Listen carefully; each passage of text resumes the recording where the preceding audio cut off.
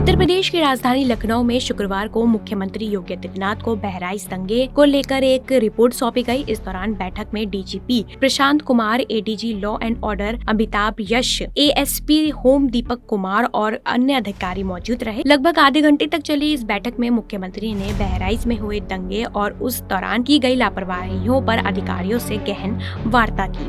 Report में यह भी दावा किया गया है दंगे के दौरान पुलिस अफसर दंगों को नियंत्रण करने में असफल क्यों रहे।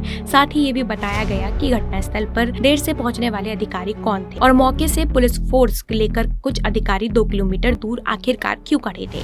एक अहम सवाल ये भी था कि जब फसाद शुरू हुआ तो एक अधिकारी दुकान में छिपकर आखिरकार क्यों बैठ गया था। मुख्यमंत्री योगी आदित्यनाथ को बताया गया कि बहराइच के मिश्रित आबादी वाले क्षेत्र में दंगे के दौरान पुलिस फोर्स पर्याप्त नहीं थी। इस पर सवाल उठाए हैं क्यों पहले से सुरक्षा के इंतजाम नहीं किए गए, अगर थे भी तो उन्हें सही तरीके से लागू क्यों नहीं किया। ADG law and order Amitabh Yash ने बहराइच दौरे के दौरान की स्थिति का ब्यौरा मुख्यमंत्री को दिया। उन्होंने बताया कि दंगे के दौरान वहां के हालात कैसे थे और क्या कदम उठाए गए थे। उनके द्वारा दिए गए इनपुट के आधार पर मुख्यमंत्री ने लापरवाही बरतने वाले अधिकारियों पर कार्रवाई की बात की है। इसके अलावा मुख्यमंत्री को बहराइच में पीडब्ल्यूडी द्वारा लगाए गए नोटिस और ध्वस्तीकरण की कार्रवाई के इंतजाम के बारे में भी जानकारी दी गई। मुख्यमंत्री के बाद ये संकेत मिले हैं कि अधिकारियों पर सख्त कार्रवाई हो सकती है। आपको बता दें रविवार की शाम करीब 6 बजे बहराइच के रेहुआ मंसूर गाँव का रहने वाला 22 साल का राम गोपाल मिश्रा दुर्गा प्रतिमा विसर्जन के लिए जुलूस में आगे चल रहा था। ये जुलूस जब मोहल्ला महराजगंज बाजार में सामुदायिक विशेष के मोहल्ले से होकर गुजरा तो नारेबाजी और डीजे की आवाज को लेकर दो पक्षों में विवाद शुरू हो गया और देखते ही देखते ये विवाद कहासुनी में बढ़ते हुए